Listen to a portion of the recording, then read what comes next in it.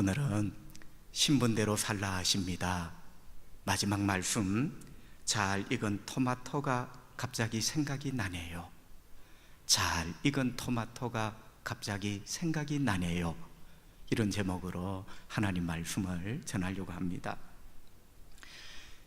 여러분, 계속되는 말씀의 주제가 뭐죠? 신분에 맞게 살라고 하십니다. 그럼요, 신분에 맞게 살아야죠. 직분에 맞게 사는 게 아니라 신분에 맞게 살아라. 전도의 회장은 직분이에요. 전도의 회장이 왜 그래? 그럴 수 있어요. 그러나 전도의 회장이기 전에 하나님의 딸이야. 여러분, 솔직하게 말씀을 드리면요, 직분보다, 회장이라는 직분보다 100만 배, 1000만 배, 억만 배 더 귀한 게 신분이에요. 하나님 자녀라는 것. 때로는 직분은 포기해도 하나님 자녀라는 신분은 절대로 포기할 수 없는 것. 주님 말씀합니다. 신분대로 살거라. 여러분, 우리는 하나님 아버지의 자녀입니다. 엄격하게 말하면 하나님 아버지 자녀가 아닌데 하나님 아버지 자녀가 된 거죠. 하나님 은혜로 말이죠. 할렐루야. 하나님 아버지 아들이고 하나님 아버지 딸이니 그 신분에 맞게 살아야 된다. 우리 주님 말씀하셨어요. 열심히 살라, 최선을 다해 살아라, 그것밖에 안 되냐? 그런 책망이 아니에요. 너의 신분이 뭐냐? 하나님 아버지 아들, 하나님 아버지 딸 아니냐? 거기에 맞게 너의 인생을 살거라. 그게 마태복음 5장이에요. 많은 말씀들이 있지만 내 편의 말씀을 여러분에게 전하고 있는 겁니다. 자, 여러분, 하나님 아버지 자녀라는 신분에 맞게 살아야 하는데, 하나님 아버지 아들이요 딸이라는 신분에 맞게 사는 것은 두 가지 특징이 있어요. 첫째는 달라야 한다. 예수 안 믿는 사람과 달라야 돼요. 여러분, 달라야 됩니다. 달라야 됩니다. 거지는 거지처럼, 왜? 거지의 신분이 거지이기 때문에. 왕자는 왕자처럼, 왜? 왕의 아들이니까. 예수 금방 믿은 초신자보다 달라야 돼요. 마태복음 5장 20절 주님 말씀합니다. 내가 너희에게 이르노니 너희 의가 서기관과 바리새인보다. 서기관과 바리새인은 당대 최고의 종교인이야. 성경을 달달 암송하는 사람, 그렇든지 말든지 사람에게 보이려고 노력하는 사람, 그보다 더 낫지 못하면, 최고의 당대 종교인보다 너희들의 삶이 더 낫지 못하면 결코 천국에 들어가지 못하리라. 아멘. 더 낫지 못하면 이라는 말을 긍정문으로 바꾸면 더 나아야 한단다. 여러분, 더 낫다는 말은 이게 상대평가가 아니거든요. 따라올 수 없는 탁월함, 그게 더 나아야 된다는 말의 원어예요. 아, 목사님, 나는 최집사보다 나은데요. 아니에요. 여기 더 낫다는 말은 따라올 수 없는, 비교될 수 없는 뛰어남. 왜요? 하나님 아버지 아들이고 딸이니 우리가 그렇게 달라야 된다. 두 번째는요, 자라야 한다. 하나님 아버지 아들, 하나님 아버지 딸로 살아가는 사람은 날마다 삶이 성숙해야 돼요. 여러분, 죄송합니다. 20년 전보다 여러분이 못해졌다면, 10년 전이나 지금이나 여러분이 똑같다면 하나님의 근심이 되고 있다는 것, 여러분, 그거 깨달으셔야 돼요. 우리는 자라야 합니다. 화석 아시죠? 그 옛날 진흙구덩인데 나뭇잎 하나가 떨어졌어요. 그 진흙이 굳어 돌이 되었어요. 화석. 그 옛날 진흙구덩인데 지나가던 짐승이 빠졌어요. 죽었어요. 굳어 돌이 되었어요. 화석이라 합니다. 여러분, 한 번은 미국에 갔는데요, 진짜 큰 자연사 박물관이 있더라고요. 화석이 얼마나 많은지 깜짝 놀랐습니다.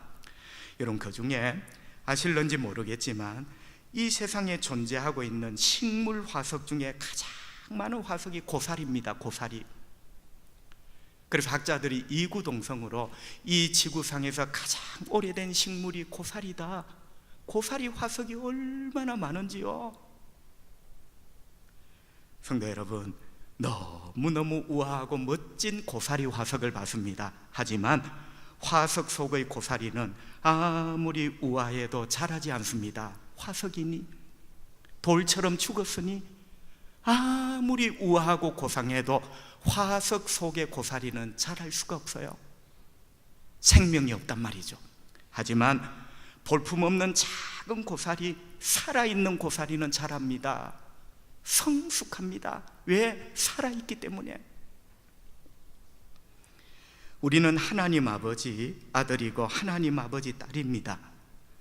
하나님의 자녀라는 말을 다른 말로 표현하면 우리 안에 예수 생명이 있다는 말이에요. 엉망으로 살던, 하나님 앞에 엉터리로 살던 그 옛사람 김대우는 예수님과 함께 십자가에 못 박혀 죽었어요. 그 옛날 생명은 죽었어요. 내 안에는 예수 생명이 있어요. 내가 예수 믿고 하나님 자녀 되었잖아요. 내 안에 예수 생명이 있어요. 그리고 우리는 예수 생명으로 살아가는 사람입니다. 그 생명을 영생이라 합니다. 자, 여러분, 우리가 착각하는 게 있어요. 영생하니까 아주 오래 사는 것, 영자를 그렇게 해석해요. 성경적인 영생은요, 하나님과 함께 영원히 사는 생명도 되지만 이전과는 질적으로 다른 생명을 영생이라 해요. 이전과는 질적으로 차원이 다른 생명, 그 생명이 우리 안에 있단 말이죠. 그러니 우리의 삶이 자라야 되는 거죠. 어떻게 자랍니까? 점점 자랍니다. 내 안에 있는 예수 생명이 점점 자라 삶으로 드러나고 나타나는 거죠. 여러분, 궁금합니다. 점점 자라는데 그 자람의 마지막이 뭘까? 이런 말이죠. 어디까지 자라야 다 컸구나. 여러분, 우리가 자식을 키울 때도 다 컸구나. 우리가 어디까지 자라야 다 컸구나. 이게 될까요? 질문을 한번 바꾸어 보겠습니다. 제가 계속 여러분에게 드리는 말씀이 기관차와 기차 이야기를 드리고 있어요. 마태복음 5장이 기차입니다. 하나님의 자녀가 어떻게 살아야 되는가, 기차예요. 한 구절 한 구절이 객실이에요. 이 긴 기차를 끌고 가는 기관차가 마태복음 5장 16절, 너희들은 하나님 아버지 자녀란다. 그 자녀에 맞게 살거라. 그게 착한 행실이에요. 그래서 하나님 아버지께 영광을 돌리도록 하거라. 여러분, 마지막 종점이 어딜까요? 마지막 종점이 어딜까요? 자, 부산에서 KTX 기차를 탔습니다. 잠시 후에 동대구역, 잠시 후에 대전역, 그리고 마지막 종점 서울역에 도착했습니다. 여러분의 믿음은 동대구역까지입니까? 대전에 머물고 있습니까? 하나님의 자녀답게 살아가는 그 종점이 어디냐 말이죠. 서울역이 종점이잖아요. 우리 삶에는 서울역과 같은 역이 도대체 뭘까? 여러분, 성경은 마지막 종착역을 말씀하고 있습니다. 하나님의 자녀로 착하게 하나님 영광 돌리며 살아야 되는데 마지막 서울역과 같은 종점을 말씀하세요. 그게 48절이에요. 성경은 이렇게 말씀합니다. 그러므로 하늘에 계신 너희 아버지의 온전하심과 같이 너희도 온전하라. 이렇게 해서 마태복음 5장 기차가 끝이 납니다. 그러니까 5장 48절이 마지막 종점입니다. 무슨 역이죠? 온전역. 너희 하나님 아버지께서 온전하신 것처럼 너희도 온전하라. 온전역. 온전역이 서울역이에요. 하나님의 자녀들의 삶이 마지막 종점이 온전역이에요. 온전하라. 성도 여러분, 온전이라는 말을 사전을 찾아보니까 성경 사전에 크게 두 가지로 되어 있습니다.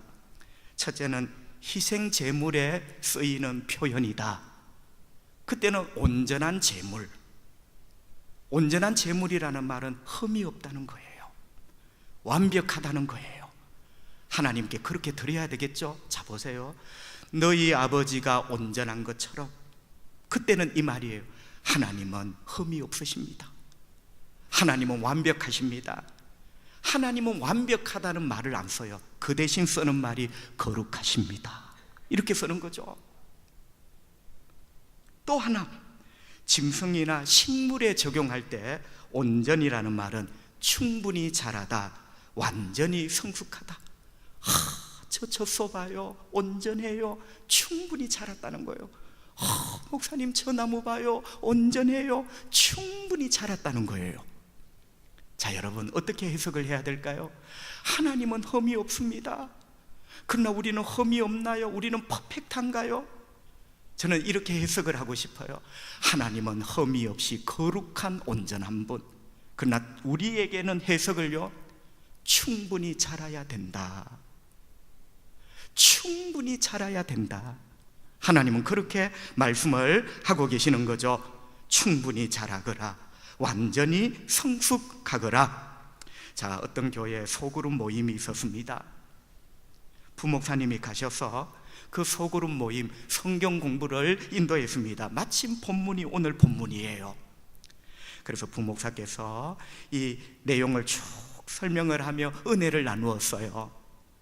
마지막 부분에 부목사님이, 여러분 우리 오늘 귀한 말씀의 은혜를 나누었는데 특별히 온전이라는 말에 우리가 참 감명을 많이 받았는데 우리 서로 온전이라는 말에 대하여 어떻게 생각하는지 서로 나누어 봅시다.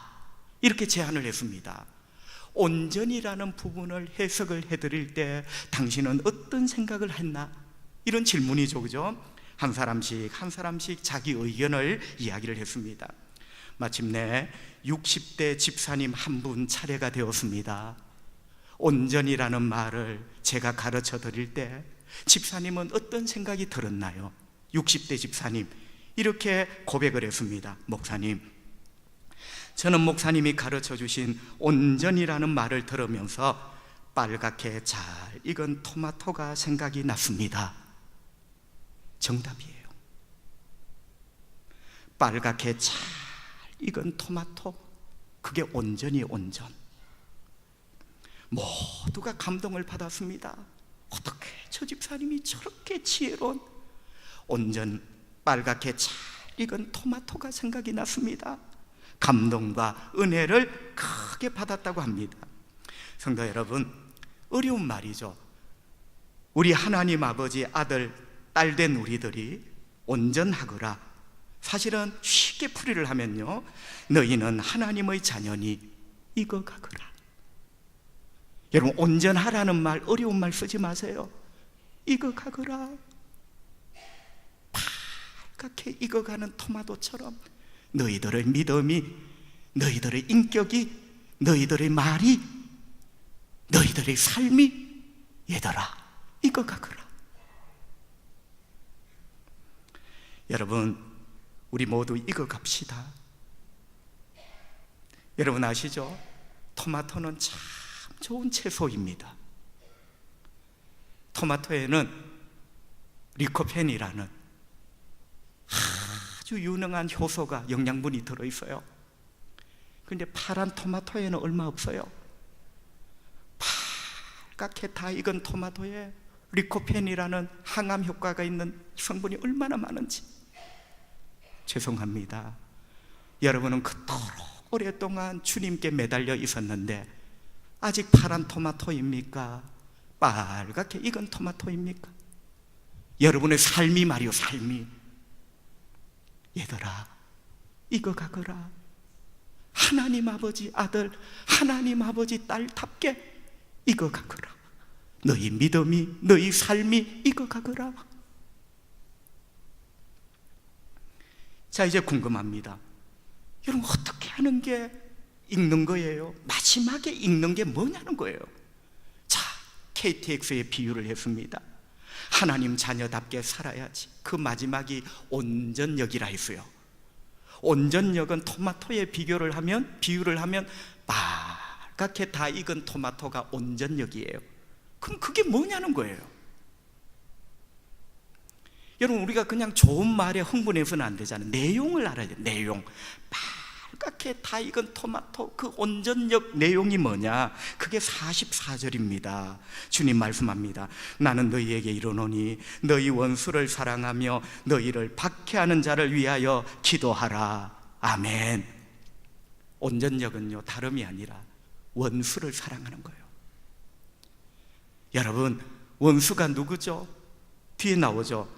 너희를 박해하는 자, 나를 못살게 굴고 평생을 눈물 뽑게 만들고 생각만 하면 몸부림치게 만들고 때로는 죽고 싶은 생각이 들도록 만드는 사람, 원수. 이 모든 사람, 그를 사랑하고 그를 위하여 기도해라. 이게 온전역이에요. 여러분, 성도가 이 삶을 딱 살게 되면 그는 다 익은 토마토예요. 주님이 큰 영광을 받으시죠. 여러분, 쉽지 않죠, 그죠?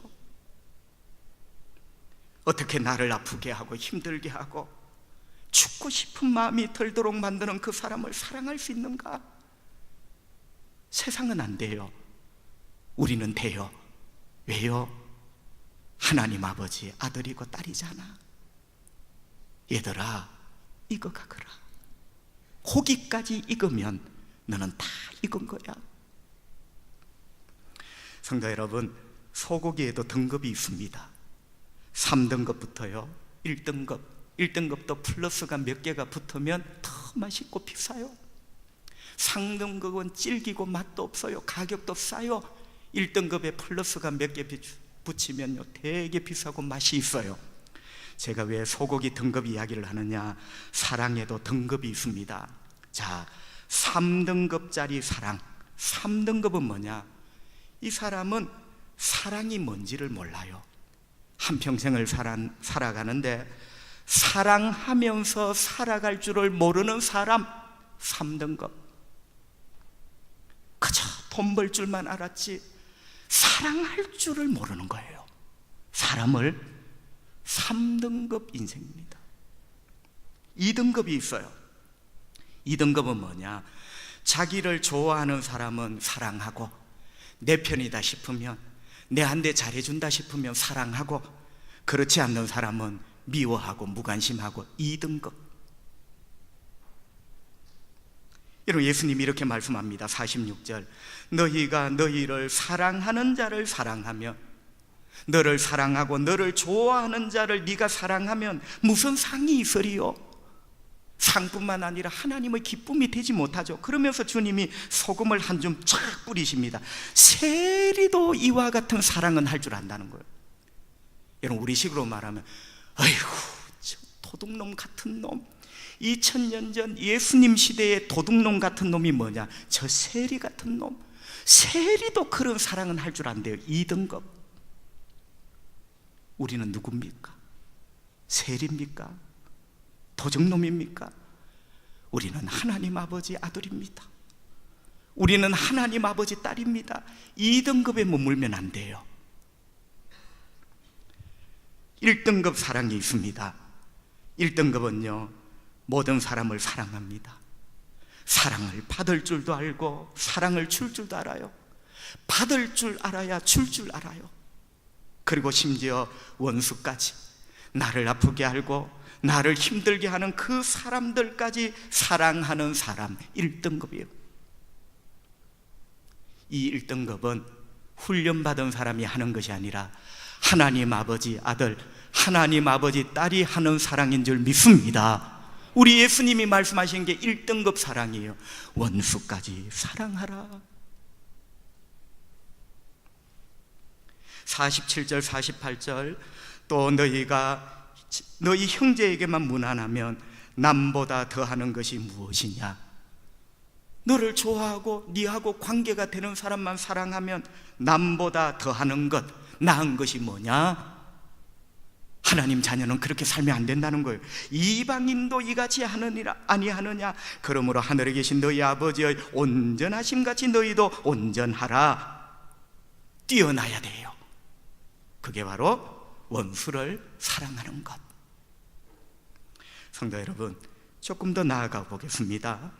이제 두 가지 질문을 던지면서 한 걸음 더 나아가 봅니다. 첫째는, 어떻게 하면 원수를 사랑할 수 있는가?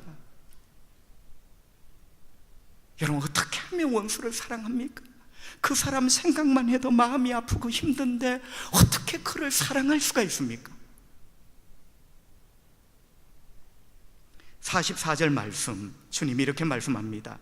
나는 너희에게 이르노니 너희 원수를 사랑하며, 점 하나 찍고, 너희를 박해하는 자, 원수 계점이죠, 위하여 기도하라. 아멘. 우리 예수님 이렇게 말씀합니다. 너의 원수를 사랑하라. 그리고 너를 박해하는 자를 위하여, 잘못되도록 기도하는 게 아니라 위하여 기도하라. 여러분, 전혀 다른 두 가지의 말씀입니다. 다른 말씀이지만 동시에 같은 말씀입니다. 이게 뭐냐면요, 여러분, 원수를 사랑하는 최고의 방법은 그 원수를 위하여 기도하는 겁니다. 그래서 이 두 가지의 문장이 다른 문장이지만 같은 문장이에요. 원수를 사랑하는 최고의 방법이 뭐냐? 그를 위하여 기도하는 것. 이미 고인이 되셨지만 우리 한국교회 믿음의 큰 스승이 되실 만한 목사님의 설교를 잠깐 들은 적이 있습니다. 이 본문을 가지고 이렇게 말씀하셨어요. 여러분, 아무리 미운 사람도, 원수죠, 아무리 미운 사람도 그 사람의 이름을 계속 부르면서 기도하면 긍휼한 마음이 생기고 사랑하게 된답니다. 여러분, 진짜예요. 이름을 부르면요, 사랑하게 돼 있어요. 이름을 부르지 않기 시작하면 사랑이 식어져요. 아무리 미운 사람이라도 그 사람의 이름을 부르며 기도하면 긍휼한 마음이 생기고 사랑하게 된답니다. 그래서 위하여 기도하는 게 원수를 사랑하는 길이에요. 여러분의 마음을 아프게 하는 분이 있습니까? 부모입니까? 자식입니까? 남편입니까? 아내입니까? 형제입니까? 친구입니까? 그 사람의 이름을 부르며 기도해 보세요. 어느 순간 불쌍해져요. 어느 순간 불쌍하며 사랑하는 마음이 들어요. 세상 사람은 아예 칼로 끊어냅니다. 그러나 너희는 하나님 아버지 아들, 하나님 아버지 딸이 잡니? 익어가거라. 빨갛게 익은 토마토처럼 원수까지 그의 이름을 부르며 기도하거라. 두 번째 질문, 원수를 왜 사랑해야 됩니까? 힘든데 왜 우리는 원수를 사랑해야 될까요? 자, 여러분, 원론적인 대답은 우리 주제입니다. 우리가 하나님 아버지 자녀고 신분에 맞게 살아라. 그럼에도 불구하고 원수를 사랑하는 것은 참 힘듭니다. 자, 여러분, 여기서 중요한 질문이 하나 더 있습니다. 우리가 하나님 아버지 아들이 되고 하나님 아버지 딸이 되었습니다. 어떻게 해요? 우리는 원래 하나님 아버지 자녀가 아니에요, 여러분. 우리는 죄인입니다. 진노받을 죄인이에요. 하나님의 진노 아래에 있는 죄인이에요. 그런 우리가 어떻게 하나님 아버지 존귀한 아들, 존귀한 딸이 되었을까? 저와 여러분이 잘난 겁니까? 알고 보니 하나님 아버지의 사랑 때문입니다. 하나님 아버지께서 나를 사랑하시고요, 사랑. 그래서 나 같은 죄인이 하나님 자녀가 된 겁니다. 로마서 5장 10절 주님이 이렇게 말씀합니다. 곧 우리가 원수 되었을 때, 이 원수는 우리가 하나님의 원수였어요. 원수. 여기 나오네요. 원수. 우리가 하나님의 원수였어요. 저와 여러분은 그다지 착한 사람이 아닙니다. 선한 사람, 의로운 사람 아닙니다. 우리는 죄인이고 하나님의 원수였어요. 그때에 그의 아들의 죽으심으로 말미암아 그 원수를 하나님이 사랑하신 거예요. 하나님과 화목하게 되었은즉 화목하게 된 자로서는 더욱 그의 살아나심으로 말미암아 구원을 받을 것이니라. 아멘. 여러분, 참 놀랍습니다. 우리는 하나님의 원수였습니다. 그런데 하나님은 우리를 사랑하셨습니다. 돈 한 푼 주시는 사랑을 하신 것이 아니라 그 아들 예수 그리스도를 십자가의 죽음에 내어주셨습니다. 그 십자가의 예수의 죽음, 흘린 피로 내가 죄 사함을 받고 하나님 자녀가 된 거예요. 그러면 이 말씀이 뭔가요? 이런 말이 된 거죠. 하나님은 우리를 사랑하셨다. 그런데 하나님이 우리를 사랑하신 것은 원수를 사랑하신 거예요. 로마서 5장 10절, 하나님은 우리를 사랑하셨어요. 사랑할 거리가 있어 사랑하신 것이 아니라 원수를 사랑하신 거예요. 이 말씀을 깨달으면요, 인생의 어려운 문제들이 풀립니다. 하나님은 하나님의 원수인 나를 사랑하셔서 하나님 자녀 삼으셨어요. 그런 우리가 아버지를 닮아야죠. 그래서 하나님 말씀하신 거예요. 원수를 사랑하거라.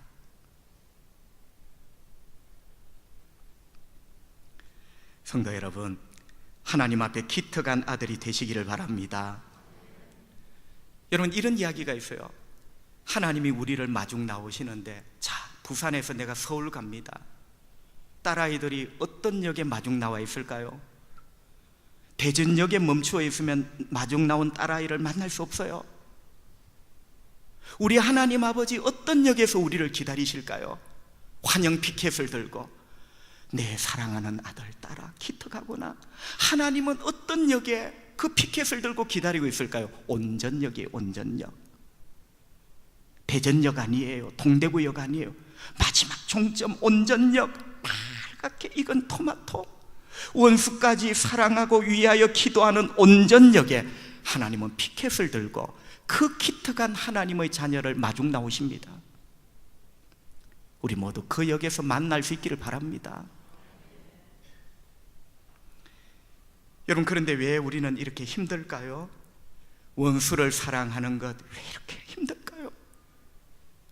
그것은 예수 생명으로 살지 않고 은혜로 살지 않고 자꾸 과거에게 먹이를 주기 때문이에요. 여러분, 먹이를 주시려면 미래에게 주세요. 미래에게 먹이를 주면 꿈이 생겨요. 소망이 생겨요.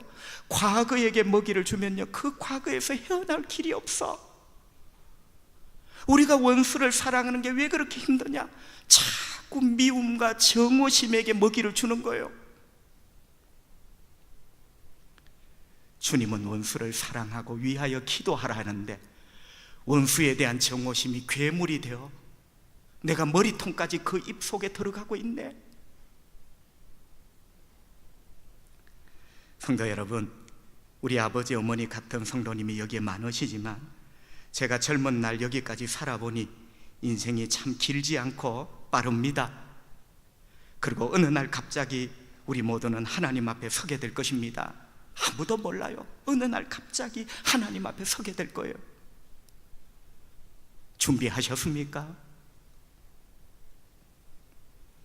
우리가 살아있는 날 동안 많은 사람을 사랑하며 살아갑시다. 특별히 나를 미워하는 원수들까지 사랑하며 살아갈 때 하나님이 기뻐하십니다. 하나님이 영광을 받으십니다. 과연 내 새끼, 그게 하나님 아버지 아들이고 딸이에요. 그리고 여러분, 그뿐만 아니라 우리가 많은 사람을 사랑하고 원수까지 사랑하고 위하여 기도하는 사람으로 살아갈 때 그건 또 나를 위한 거예요. 그게 무슨 말이냐고요? 하나님 앞에 어느 날 섰을 때 후회가 적은 인생이 되는 겁니다. 삶이 일주일 남았다면 이라는 책이 있어요. 우리도 언젠가는 잘 모르지만 하나님만이 아시지만 언젠가 이 세상에 일주일 남겨두는 날이 옵니다. 어쩌면 우리 가운데 그런 분이 있을 수도 있고요. 죄송하지만 삶이 일주일 남았다면, 여러분, 그 책 내용에 보면요, 죽기 전에 후회하는 7가지가 있대요. 일주일을 남겨놓고 후회하는 7가지. 제가 조금 각색을 합니다. 먼저는요, 내가 괜히 불평하며 원망하며 살았구나. 있는 그대로 감사하며 살걸. 여러분, 일주일 전 너무 늦었어요. 한 10년 전에만 그걸 깨달았어도 그 사람의 인생이 감사로 넘치는 얼마나 멋진 인생이었을까요? 또 죽을 만큼 마음껏 사랑해 볼걸. 죽을 만큼 마음껏 사랑해 볼걸. 내 남편을, 내 아내를, 내 친구를. 일주일 남겨놓고 늦었어요. 10년 전에 그걸 깨달았다면 얼마나 그 친구가, 얼마나 그 가정이 행복했을까요? 또 이런 말이 있어요. 내가 너무 옹졸하게 살았구나. 마음을 열고 포용할 걸. 우리가 하나님 자녀라면 마지막에 이런 후회를 다 해요. 내가 너무 옹졸했구나. 마음을 진작 열 걸. 일주일 남겨놓고. 여러분, 10년 전에 그렇게 깨달았다면 얼마나 멋진 인생이 되었을까요? 그리고 오늘 주제와 관련된 일, 내가 조금만 더 일찍 그 사람을 용서할 걸. 얼마나 마음이 불편했겠어요? 얼마나 그 미움 때문에 인생이 힘들었겠어요? 일주일 남겨놓고 내가 조금 더 일찍 그 사람을 용서할 걸. 디모데후서 4장 7절, 바울의 고백이죠. 나는 선한 싸움을 싸우고 나의 달려갈 길을 마치고 믿음을 지켰습니다. 자, 여러분, 이 바울의 고백 진짜 우리 가슴이 울립니다. 그죠? 특별히 나의 달려갈 길을 마쳤습니다. 이 말은 그냥 죽을 때가 다 됐다는 말이 아니에요. 자, 여러분, 나의 인생은 달리기입니다. 주님이 주신 내 인생길 나는 다 달렸습니다. 사도기 때문에 이 말 할까요? 저는 확신합니다. 이런 말을 할 수 있는 사람은 목사기 때문에, 사도기 때문에, 장로님이기 때문에 아니에요. 하나님 앞에 후회가 없는 사람, 하나님 앞에 부끄러운 후회가 없는 사람만이 하는 고백.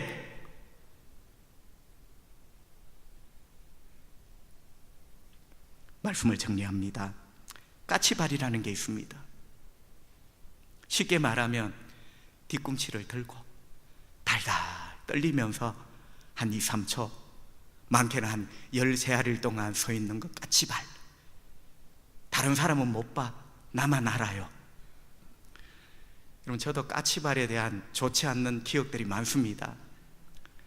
제 키가 대한민국 평균보다 조금 안 됩니다. 여러분, 이게 인간의 본능이요. 자, 사진을 찍으면 작으면 작은 대로 찍히면 되는데 이 본능이에요. 옆에 있는 친구는 장동건 같아. 나도 모르게 까치발 달달 떨리면서도 그 사진 한번 찍으려고 비슷하게. 제가 왜 까치발 이야기를 하느냐? 여러분, 하나님 아버지 아들 딸답게 살아보려고 까치발, 달달 떨리는 까치발 한번 들어보셨어요? 세상에 어떤 것은 까치발 들고 그렇게 떨면서 10가지 세며 버티고 있지만 너는 하나님 아버지 아들, 하나님 아버지 딸이란다. 그 신분에 맞게 살거라. 까치발 들고 달달 떨리면서 나는 그렇게 살아야 돼. 한 번이라도 몸부림쳐 본 적이 있냐 말이야.